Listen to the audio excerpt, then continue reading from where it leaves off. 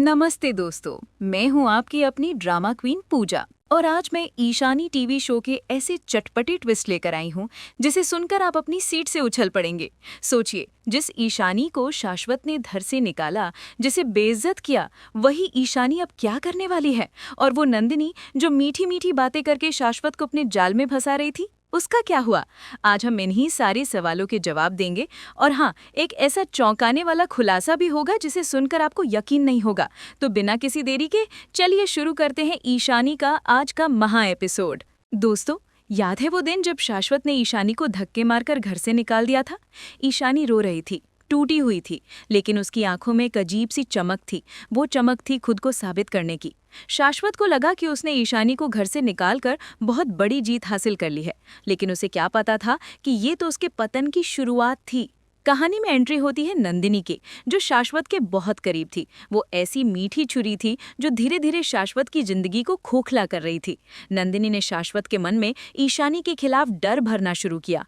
वो शाश्वत से कहती थी, शाश्वत, ईशानी इतनी आसानी से तुम्हारा पीछा नहीं छोड़ेगी। तलाक में वो तुमसे एल्यूमिनी, प्रॉपर्टी और कंपनी में हिस्सेदारी मांगेगी। अनुराग भी उसके साथ है, और अगर उन दोनों ने तुम्हें टारगेट कर लिया तो तुम बर्बाद हो जाओगे। पहले तो शाश्वत हंस देता था, अपने अहंकार में चूर होकर कहता था, ईशानी में इतनी हिम्मत नहीं कि वो मुझसे कुछ छीन सके। अनुराग भी मेरा कुछ नहीं बिगाड़ सकता। लेकिन दोस्तों, नंदिनी की बातें धीरे धीरे शाश्वत के दिमाग पे असर करने लगी। उसका डर बढ़ने लगा कि कहीं ईशानी सच में बदला लेने की नीयत से उसकी प्रॉपर्टी और बिजनेस पे दावा न ठोक दे। और बस नंदिनी को इसी डर का फायदा उठाना था। एक दिन वो शाश्वत के पास प्यार से आई और बोली, शाश्वत, अगर तुम्हें मुझ पर भरोसा है तो एक काम करो, अपनी सारी प्रॉपर्टी और कंपनी के शेयर्स मेरे नाम कर दो। जैसे ही तलाक का मामला खत्म होगा, मैं तुरंत सब कुछ तुम्हें वापस कर दूंगी। इस तरह तुम्हारा कोई नुकसान नहीं होगा और ईशानी के पास तुम्हारे खिलाफ कोई हथियार भी नहीं बचेगा। शाश्वत, जिसे लगा कि नंदिनी उसकी सबसे बड़ी हितैषी है, उसकी बातों में आ गया। अपने डर और शक के चलते उसने सारे कागजात तैयार करवाए और धीरे धीरे अपनी पूरी प्रॉपर्टी, कंपनी के शेयर्स, यहाँ तक कि बैंक अकाउंट्स तक नंदिनी के नाम कर दिए। उस समय उसके चेहरे पर आत्मविश्वास था। उसे पूरा भरोसा था कि नंदिनी उसे कभी धोखा नहीं देगी। जब भी शाश्वत पूछता, सब कुछ मेरे नाम कब करोगी, नंदिनी मीठी हंसी हंसकर कहती, ये सब बस नाम का है शाश्वत, असली मालिक तो तुम ही हो। चिंता मत करो, जैसे ही तलाक हो जाएगा सब कुछ तुम्हें लौटा दूंगी। शाश्वत इन बातों से संतुष्ट होकर निश्चिंत रहने लगा। लेकिन असली तूफान तो तब आया जब तलाक की कारवाली में उलझे शाश्वत को अचानक पता चला कि नंदिनी कहीं गायब हो गई है। पहले तो उसने सोचा कि शायद किसी बिजनेस टूर पे गई होगी, जल्द लौट आएगी। लेकिन दिन बीतते गए, हफ्ते बीतते गए और नंदिनी का कोई अता पता नहीं था। धीरे धीरे शाश्वत के कानों तक खबर पहुंची कि नंदिनी ने कोलकाता में एक आलीशान घर ले लिया है और वहीं शिफ्ट हो गई है। शाश्वत का दिमाग सुन्न रह गया जब उसे पता चला कि नंदिनी ने न सिर्फ उसकी कंपनी के सारे शेयर्स अपने नाम करा लिए हैं, बल्कि पूरी प्रॉपर्टी और बिजनेस पर भी कब्जा जमा लिया है। इतना ही नहीं, ऑफिस में उसके भरोसेमंद स्टाफ को भी बदलकर नंदिनी ने अपने लोगों को बिठा दिया था। अब कंपनी के हर कागज पर, हर प्रोजेक्ट पर सिर्फ नंदिनी का नाम था। दोस्तों, ये सच्चाई सुनकर शाश्वत के पैरों तले जमीन खिसक गई। उसकी हालत उस इंसान जैसी हो गई जिसने अपने ही हाथों से खुद अपने पैरों पर कुल्हाड़ी मारी हो। गुस्से और पछतावे से उसका खून खौल उठा, लेकिन अब कुछ भी करने के लिए बहुत देर हो चुकी थी। नंदिनी ने उसे बर्बाद कर दिया था। और शाश्वत अब सड़क पर खड़ा था, लाचार, कंगाल और पूरी तरह बर्बाद। यहां तक तो हमने देखा कि शाश्वत ने खुद ही अपनी बर्बादी का रास्ता चुना। लेकिन दोस्तों, इस कहानी में एक और पहलू भी है। वो है हमारी ईशानी का। एक तरफ जहां शाश्वत अपनी बर्बादी से जूझ रहा था, वहीं दूसरी ओर ईशानी ने अनुराग की मदद से अपनी नई जिंदगी की शुरुआत कर दी थी। ईशानी अब अपने करियर पर ध्यान देने लगी और दिन रात मेहनत करके आईपीएस बनने की तैयारी करने लगी। उसका हौसला और जज्बा देखकर अनुराग भी गर्व महसूस करता। अनुराग ने उसे हमेशा यही समझाया था, ईशानी, तुम्हारा भविष्य ही तुम्हारी असली ताकत है, अपने सपनों को कभी मत छोड़ना। ईशानी ने इन शब्दों को दिल से अपनाया और संघर्ष के रास्ते पर डटी रही। कुछ ही महीनों में ईशानी की मेहनत रंग लाई। उसने ना सिर्फ अपनी पढ़ाई पूरी की, बल्कि आईपीएस की परीक्षा भी पास कर ली। आज वो वर्दी पहनकर समाज के सामने एक मिसाल बन चुकी थी। उसकी आंखों में आत्मविश्वास और चेहरे पर दृढ़ निश्चय साफ झलकता था। लोग कहते, देखो, यही है औरत की असली ताकत। जिसे घर से निकाला गया था, उसने खुद को इतना ऊपर उठा लिया कि आज समाज उसकी मिसाल देता है। क्या ये कहानी का सबसे बड़ा ट्विस्ट नहीं है दोस्तों? एक तरफ शाश्वत की बर्बादी, धोखा और पछतावा, तो दूसरी तरफ ईशानी की मेहनत, संघर्ष और जीत की गूंज। यही कहानी का सबसे बड़ा मोड़ था, जहां इंसान अपने कर्मों से तय करता है कि उसका अंजाम क्या होगा। लेकिन दोस्तों, कहानी अभी खत्म नहीं हुई है। ईशानी की जिंदगी में एक और बहुत बड़ा तूफान आया, जिसने उसकी जिंदगी को पूरी तरह से हिलाकर रख दिया। घर छोड़ते ही ईशानी की जिंदगी ने ऐसी करवट ली जिसकी उसने कभी कल्पना भी नहीं की थी। उसका आत्मसम्मान उसे मजबूर कर चुका था कि अब वो उस घर में और एक पल भी नहीं रह सकती, जहां उसे सिर्फ ताने और बेइज्जती मिल रही थी। शाश्वत के गुस्से ने उसकी उम्मीदें तोड़ दी, और जब उसने सरेआम उसका सामान उठाकर बाहर फेंक दिया तो ईशानी का दिल टूटकर बिखर गया। उसकी आंखों में आंसू थे, पर होठों पर एक अजीब सी हिम्मत। वह जानती थी कि अब उसे अकेले ही इस सफर को तय करना होगा। पर सवाल ये था कि वह जाएगी तो कहाँ? उसके कदम लड़खड़ा रहे थे, पर उसकी आत्मा कह रही थी कि अब और सहना नामुमकिन है। इसी बीच अनुराग का मन भी बेचैन था। वो ईशानी से बेहद नाराज था, लेकिन उसके दिल के कोने में एक सवाल चुभ रहा था कि क्या ईशानी सच में उससे प्यार करती है या नहीं। उसने ठान लिया था कि वह आखिरी बार ईशानी से यह सवाल पूछेगा, और अगर जवाब ना मिला तो हमेशा के लिए उनकी कहानी को खत्म कर देगा। अनुराग आधी रात ईशानी के घर की ओर निकल पड़ा, पर किस्मत ने तो जैसे दोनों की जिंदगी को और मुश्किल बना दिया था। रास्ते में अचानक अफरा तफरी मच गई। सड़क पर लोगों की भीड़ जमा थी और वहां एक भयानक एक्सीडेंट हो चुका था। अनुराग जब भीड़ को चीरते हुए आगे बढ़ा तो उसके पैरों तले जमीन खिसक गई। जमीन पर खून से लथपथ पड़ी लड़की कोई और नहीं बल्कि ईशानी थी। उसकी हालत देखकर अनुराग की आंखों से आंसू बह निकले। उसने बिना देर किए ईशानी को अपनी बाहों में उठाया और हॉस्पिटल की ओर भागा। उसकी सांसें तेज थीं और दिल बुरी तरह कांप रहा था। हॉस्पिटल पहुंचने पर डॉक्टर ने बताया कि ईशानी के सिर पर गहरी चोट आई है, और अगर हालात काबू में नहीं आए तो वो कोमा में भी जा सकती है।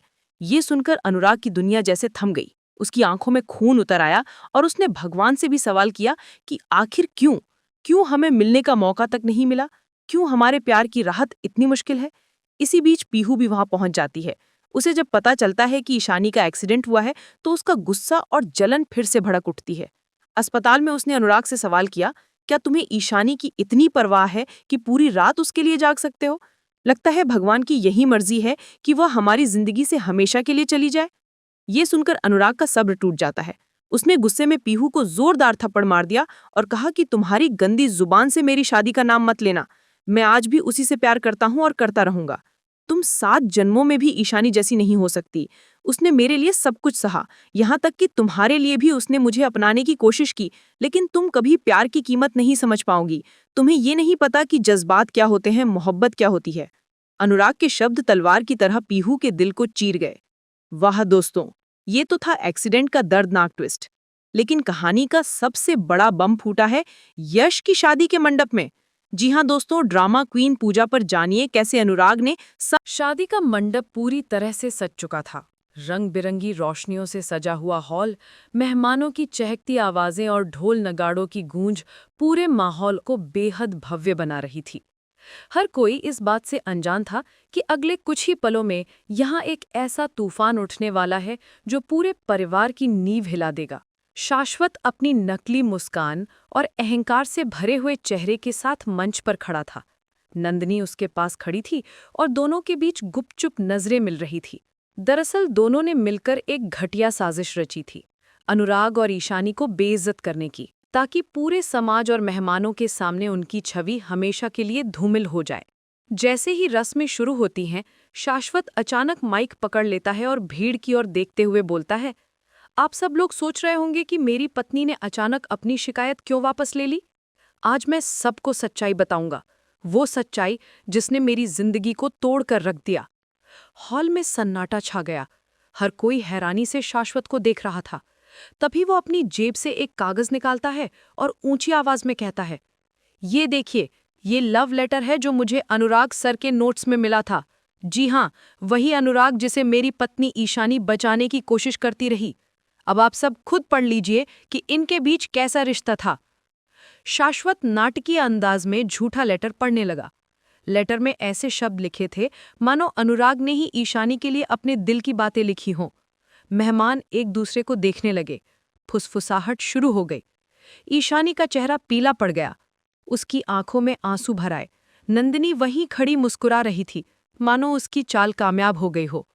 शाश्वत ने भीड़ की तरफ देखकर कहा, अब आप समझ गए होंगे कि मेरी पत्नी ने शिकायत क्यों वापस ली। दरअसल इन दोनों के बीच अवैध रिश्ता था, इसलिए ईशानी ने मुझे धोखा दिया और अनुराग का साथ दिया। यही है इनकी असलियत। इतना सुनते ही ईशानी टूटकर रो पड़ी। उसने कांपती आवाज में कहा, नहीं, ये सब झूठ है, मैंने ऐसा कुछ नहीं किया। अनुराग सर का इसमें कोई कसूर नहीं है। लेकिन शाश्वत ने उसका हाथ पकड़कर झटका दिया और जोर से चिल्लाया, बस करो ईशानी, अब कोई तुम्हारी बातें सुनने वाला नहीं है, सच सबके सामने है। अनुराग खामोश खड़ा था। उसका चेहरा गंभीर था, लेकिन आंखों में एक अजीब सी चमक थी। अचानक उसने माइक लिया और धीमे मगर दृढ़ स्वर में कहा, बहुत अच्छा खेला है शाश्वत, लेकिन ये खेल आज यहीं खत्म होगा। तुमने सोचा होगा कि एक झूठे लेटर से मुझे और ईशानी को बदनाम कर दोगे, लेकिन सच्चाई इतनी आसानी से नहीं छुपाई जा सकती। इतना कहकर अनुराग ने अपनी जेब से मोबाइल निकाला। उसने सबके सामने कहा, ये लेटर झूठा हो सकता है, आप लोग मान भी लो कि मैंने ये लिखा है, लेकिन सच्चाई की आवाज कभी झूठी नहीं होती, और ये आवाज आपके सामने है। अनुराग ने मोबाइल को स्पीकर से जोड़ दिया। अचानक पूरे हॉल में एक रिकॉर्डिंग गूंजने लगी। रिकॉर्डिंग में साफ साफ शाश्वत की आवाज थी। शाश्वत कहता है, अनुराग, अगर तुम शादी में नहीं आए तो ईशानी बहुत बड़ी मुसीबत में फंस जाएगी। अगर तुम्हें सच में ईशानी को परेशानी में नहीं देखना है तो तुम्हें शादी में आना ही पड़ेगा। अनुराग यह सुनकर सोच में पड़ जाता है। मेरे कारण ईशानी को कोई मुसीबत नहीं आनी चाहिए। यही सोचकर वो शादी में आने के लिए तैयार हो जाता है। इधर शाश्वत और नंदिनी आपस में बातचीत करते हैं। शाश्वत मुस्कुराते हुए कहता है, उस झूठे लव लेटर के जरिए हम अनुराग और ईशानी को बदनाम करेंगे। फिर सबको लगेगा कि इन दोनों के बीच गलत रिश्ता है। इसी बहाने अनुराग को केस में फंसा के जेल भिजवा देंगे। नंदिनी भी हंसते हुए जवाब देती है, हाँ, इस बार अनुराग बच नहीं पाएगा। लेकिन दोस्तों, दोनों को ये एहसास ही नहीं होता कि जिस वक्त वो ये साजिश रच रहे थे, फोन कॉल अभी भी चालू था। दरअसल शाश्वत को लगा था कि उसने कॉल काट दिया है, लेकिन कॉल अभी भी जुड़ा हुआ था। अनुराग ने उनकी पूरी बातचीत सुन ली और चुपचाप अपने मोबाइल में रिकॉर्ड भी कर लिया। अब उसके पास उनके खिलाफ एक बड़ा सबूत मौजूद था। रिकॉर्डिंग सुनते ही पूरे हॉल में हलचल मच गई। मेहमान हैरान थे। लोग आपस में बातें करने लगे, तो ये सब नंदिनी और शाश्वत की चाल थी। हम तो सोच रहे थे कि अनुराग गुनहगार है। ईशानी की आंखों से आंसुओं की धारा बहने लगी। उसने राहत की सांस ली कि आखिरकार सच्चाई सामने आ ही गई। शाश्वत और नंदिनी के चेहरे का रंग उड़ गया। दोनों एक दूसरे को घबराकर देखने लगे। शाश्वत ने गुस्से में मोबाइल छीनने की कोशिश की, लेकिन अनुराग ने उसे पीछे धकेल दिया। अनुराग ने पूरे हॉल की तरफ देखकर कहा, यह है असली चेहरा इन दोनों का। ये लोग मेरे खिलाफ और ईशानी के खिलाफ झूठा षड्यंत्र रच रहे थे, लेकिन मैं पहले से जानता था कि शाश्वत जैसा घटिया इंसान ऐसा ही करेगा। इसीलिए मैंने हर बातचीत रिकॉर्ड की ताकि सच सबके सामने आ सके। पूरा माहौल बदल चुका था। लोग पहले हैरान हुए, फिर धीरे धीरे शाश्वत की असलियत पर उंगलियां उठने लगीं। मेहमान आपस में बातें करने लगे, पहले अपनी पत्नी को बदनाम किया, फिर इस वीडियो को फर्जी बता रहा है, तुझे तो शर्म से डूब मरना चाहिए। दूसरी ओर से एक और आवाज आई, अपनी ही भाभी के साथ गलत संबंध, अब इससे ज्यादा गंदगी और क्या होगी। हमें तो विश्वास ही नहीं हो रहा कि इतना गिरा हुआ इंसान हमारे सामने खड़ा है। अनुराग ने दृढ़ आवाज में कहा, यह है शाश्वत का असली चेहरा।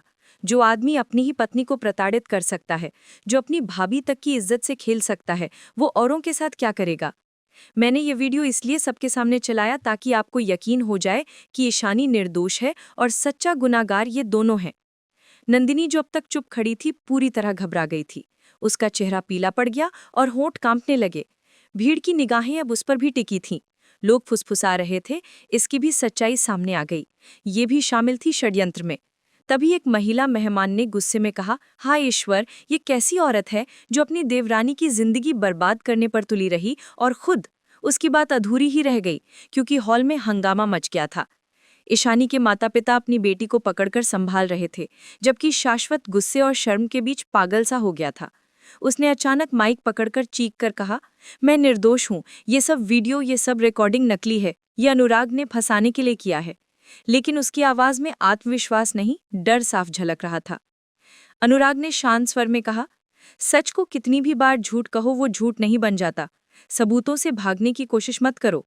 ये वीडियो तुम्हारे अपराध का आईना है और अब तुम्हारा नकली चेहरा हमेशा के लिए बेनकाब हो चुका है। भीड़ ने तालियां बजाईं और सच की जीत हुई जैसी आवाजें गूंज उठीं। शाश्वत की हालत देखकर अब किसी को भी उस पर दया नहीं आ रही थी। लोग उसे घृणा से देख रहे थे। हर कोई यही कह रहा था कि ऐसा आदमी समाज पर कलंक है। नंदिनी सिर झुका चुकी थी। उसकी आंखों से भी आंसू गिर रहे थे, लेकिन इस बार वो आंसू पछतावे के थे या डर के, कोई नहीं समझ पा रहा था। तभी अचानक कुछ लोग आगे बढ़े और शाश्वत को पकड़ लिया। वो छटपटाता रहा, लेकिन कोई सुनने वाला नहीं था। तभी पुलिस भी वहां पहुंच गई, क्योंकि अनुराग ने पहले से सूचना दे दी थी। इंस्पेक्टर ने भीड़ को हटाते हुए कहा, अब ये सब कोर्ट में तय होगा। हमारे पास सबूत भी है और गवाह भी। और पुलिस ने शाश्वत और नंदिनी दोनों को हिरासत में ले लिया। ईशानी वहीं खड़ी कांप रही थी, लेकिन इस बार उसके चेहरे पर डर की जगह संतोष था। उसने गहरी सांस ली और आकाश की ओर देखकर आंखें बंद कर लीं।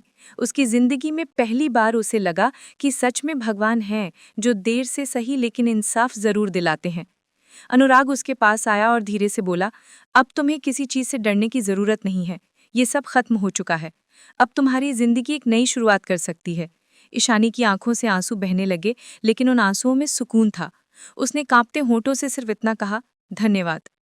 पूरे मंडप में अब भीड़ यही चर्चा कर रही थी कि कैसे झूठ और फरेब का सच सामने आ गया। हर कोई अनुराग की हिम्मत और ईशानी की मजबूती की तारीफ कर रहा था। और इस तरह उस दिन शादी का मंडप सिर्फ एक रिश्ते की नहीं, बल्कि सच की जीत का गवाह बना। दोस्तों, संगीत की रात के उस तूफान के बाद पूरा माहौल बदल चुका था। जो शादी खुशी और उत्साह से भरी होनी चाहिए थी, वो अब आरोप, अपमान और गुस्से के बोझ तले दब चुकी थी। मेहमान धीरे धीरे घर छोड़ने लगे, लेकिन जाते जाते सबकी जुबान पर एक ही बात थी, इतनी इज्जतदार फैमिली में ऐसी गंदगी। समाज की नज़रों में शाश्वत और नंदिनी दोनों ही गिर चुके थे। कमरे में बंद नंदिनी अब भी नशे के असर में थी। उसकी आंखें बोझिल थीं, लेकिन वो रो रही थी और बार बार कह रही थी, मैंने कुछ गलत नहीं कहा, सब सच है। शाश्वत उसे घूरता रहा। उसका गुस्सा कम नहीं हो रहा था। वो चीख पड़ा, तुम्हें अंदाजा भी है आज तुमने क्या कर दिया? मैंने सोचा था तुम्हारी बातें, तुम्हारा पागलपन कमरे तक सीमित रहेगा, लेकिन तुमने सबके सामने मुझे बर्बाद कर दिया। नंदिनी ने कांपती आवाज में कहा, बर्बाद मैंने नहीं किया शाश्वत, हमने मिलके किया है। बस फर्क इतना है कि मैं सच बोल गई और तुम झूठ जीते रहे। उसकी बातों ने शाश्वत का खून खौला दिया। उधर बाहर हॉल में ईशानी के चेहरे पर मिलीजुली भावनाएं थीं। एक तरफ उसे राहत थी कि आखिरकार सच सामने आ गया और उस पर लगे सारे झूठे इल्जाम मिट गए, लेकिन दूसरी तरफ उसे दर्द भी था, क्योंकि उसकी शादी और उसका परिवार अब पूरी तरह टूटने की कगार पर था। बुआ जी पहली बार उसके पास आईं और धीरे से बोली, बहू मुझे माफ कर देना, मैंने हमेशा तुम्हें गलत समझा। नंदिनी को सच्चा और तुम्हें गुनाहगार मानती रही। आज सच्चाई सामने आ गई है, मैं शर्मिंदा हूँ। ये सुनकर ईशानी की आंखों से आंसू बह निकले। उसने सिर्फ इतना कहा कि काश ये सच पहले सामने आ गया होता तो आज इतना बड़ा तूफान न उठता। इस बीच यश का गुस्सा शांत होने का नाम ही नहीं ले रहा था। वो अपने पिता से बार बार कह रहा था, पापा ये शादी अब नहीं हो सकती, हम अपनी बहन की जिंदगी को इस दलदल में नहीं धकेल सकते। अंकिता रो रही थी। वो यश का हाथ पकड़कर कह रही थी, लेकिन इसमें मेरा क्या कसूर है? मेरी खुशियां क्यों छीनी जा रही हैं? मैंने तो हमेशा इस परिवार को अपनाने की कोशिश की थी। अंकिता का दर्द देखकर सबका दिल पिघल रहा था, लेकिन यश के ससुराल वाले अपनी जिद पर अड़े थे। फिर अचानक घर के बुजुर्ग दादाजी, जो अब तक चुपचाप सब देख रहे थे, खड़े हुए। उनकी आवाज धीमी लेकिन ठोस थी। शादी टूटेगी या नहीं, इसका फैसला कल सुबह होगा। अभी कोई जल्दबाजी नहीं होगी। लेकिन इतना याद रखो, गंदगी कितनी भी गहरी क्यों ना हो, उसे बाहर निकालना ही पड़ता है। और आज गंदगी सामने आ चुकी है। रात गहरी हो गई थी। घर का हर कोना तनाव और बेचैनी से भरा था। शाश्वत ने खुद को कमरे में बंद कर लिया, जबकि नंदिनी वहीं रोते रोते सो गई। ईशानी अपने कमरे में अकेली बैठी सोच रही थी कि उसकी किस्मत उसे कहाँ ले आई है। कभी वो अपने पति से प्यार करती थी, उसे अपना सब कुछ मानती थी, और आज वही पति उसकी जिंदगी को अंधेरे की बदनामी में ढकेल रहा था। सुबह होते ही पूरे मोहल्ले में इस कांड की चर्चा फैल चुकी थी। पड़ोसी घर के बाहर जमा होने लगे। लोग फुसफुसा रहे थे, अरे वो ही घर है जहां कल रात एक ड्रामा हुआ था। परिवार की इज्जत पूरी तरह मिट्टी में मिल चुकी थी। शादी वाले घर की चौखट पर अब हंसी और गीत नहीं, बल्कि शर्म और अफवाहों का बोझ था। दादाजी ने सुबह सबको हॉल में बुलाया। उनका चेहरा गंभीर था। उन्होंने कहा, आज हम सब सच के सामने खड़े हैं। जो कुछ हुआ उसने हमें तोड़कर रख दिया है, लेकिन अब हमें ये तय करना है कि आगे क्या होगा। यश बेटा, शादी का फैसला तुम्हारे ऊपर है। अगर तुम्हें लगता है कि इस रिश्ते में हमारी बेटी सुरक्षित नहीं है, तो हम ये शादी यहीं रोक देंगे।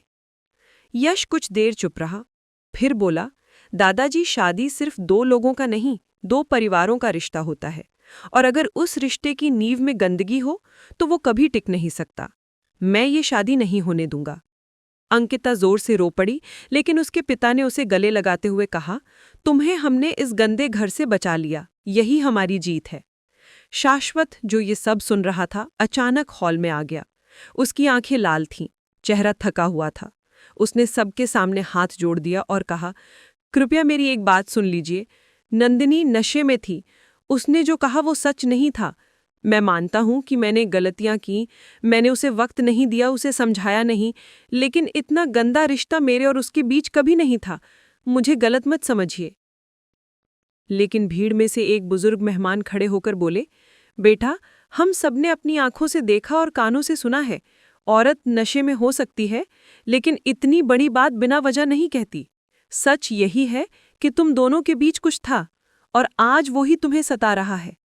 शाश्वत के पास अब कोई जवाब नहीं था। उसने ईशानी की तरफ देखा, लेकिन ईशानी ने अपना चेहरा फेर लिया। वो चुपचाप खड़ी रही, क्योंकि अब उसके पास उसके लिए कोई शब्द नहीं थे। आखिरकार शादी टूट गई, मेहमान धीरे धीरे चले गए। यश और उसका परिवार अंकिता को लेकर अपने घर लौट गया। घर में सिर्फ सन्नाटा और बदनामी रह गई। इस पूरे हादसे के बाद नंदिनी को उसके मायके भेज दिया गया, ताकि वो अपने होश में आ सके और अपनी गलतियों का सामना कर सके। शाश्वत अकेला रह गया, पत्नी की नज़र में गुनहगार, परिवार की नज़र में बोझ और समाज की नज़र में गिरे हुए इंसान की तरह। ईशानी ने तय किया कि अब वो अपने लिए लड़ेगी। उसने शाश्वत से कहा, तलाक की बातें तुमने शुरू की थीं, अब मैं उसे पूरा करूंगी। अब मैं तुम्हारे साथ एक पल भी नहीं रह सकती। ये सुनकर शाश्वत का दिल टूट गया, लेकिन अब उसके पास ना कुछ कहने को, ना किसी को मनाने का हक था। उसकी जिंदगी की सबसे बड़ी हार वही थी कि उसने उस औरत को खो दिया जिसने उसे दिल से चाहा था। इस तरह उस संगीत की रात ने ना सिर्फ एक शादी तोड़ी, बल्कि रिश्तों की सच्चाई, झूठ और इंसानियत का चेहरा सबके सामने उजागर कर दिया। समाज ने नंदिनी और शाश्वत को गुनहगार ठहराया, ईशानी को इंसाफ मिला और अंकिता की जिंदगी टूटने से पहले ही बच गई। लेकिन उस परिवार की इज्जत और भरोसा, जो एक बार मिट्टी में मिल चुका था, उसे दोबारा पाना शायद अब कभी मुमकिन नहीं था। लेकिन दोस्तों, कहानी में एक और जबरदस्त ट्विस्ट बाकी है। नंदिनी की वजह से शाश्वत की हुई बेइज्जती का बदला। ड्रामा क्वीन पूजा आपको बताएगा कि शाश्वत ने कैसे मारा नंदिनी को थप्पड़। हाँ दोस्तों, यश और अंकिता के संगीत की रात बड़ी धूमधाम से सजाई गई थी। चारों ओर रोशनी, मेहमानों की भीड़ और गीत संगीत का माहौल था। लेकिन इसी चकाचौंध के बीच एक ऐसा तूफान उठने वाला था जिसने सबको हिलाकर रख दिया। सबको पता था कि इस जश्न के बीच शाश्वत और नंदिनी की चालें कुछ नया रंग जरूर लाएंगी, मगर किस तरह से ये किसी ने सोचा भी नहीं था। हुआ यूं कि नंदिनी गलती से ड्रिंक की जगह नशे वाली ड्रिंक पी लेती है और उसका असर धीरे धीरे उसके दिमाग पर हावी होने लगता है। जैसे जैसे संगीत का शोर बढ़ता है, नंदिनी की नशे की हालत भी बिगड़ने लगती है। शुरुआत में तो लोग समझते हैं कि वो सिर्फ उत्साह में ज्यादा नाच रही है, लेकिन धीरे धीरे उसका व्यवहार अजीब होने लगता है। अचानक ही वो डांस फ्लोर पर शाश्वत को पकड़कर खींच लेती है और उसके साथ बहुत ही क्लोज होकर नाचने लगती है। सब मेहमान हैरान रह जाते हैं, क्योंकि नंदिनी और शाश्वत का इस तरह खुलेआम डांस करना उन्हें बेहद असामान्य लगता है। लोग आपस में फुसफुसाने लगते हैं, अरे देवर और भाभी का रिश्ता इतना गहरा, ये तो ठीक नहीं लग रहा, कुछ तो गड़बड़ है इन दोनों में। शाश्वत हक्का बक्का रह जाता है। वो नंदिनी को दूर करने की कोशिश करता है, लेकिन नंदिनी नशे में होने की वजह से किसी की सुनने को तैयार नहीं थी। वो जोर जोर से कहने लगती है, बस शाश्वत, इतने साल हो गए हमें साथ रहते हुए, अब क्यों छुपाना? सबको बता दो कि तुम मुझे पसंद करते हो। सबको बता दो कि हमारे बीच सिर्फ देवर और भाभी का रिश्ता नहीं है, कुछ और भी है। ये सुनकर सबकी आंखें फटी की फटी रह जाती हैं। हॉल में सन्नाटा छा जाता है और यश और अंकिता के साथ साथ उनके ससुराल वाले भी दंग रह जाते हैं।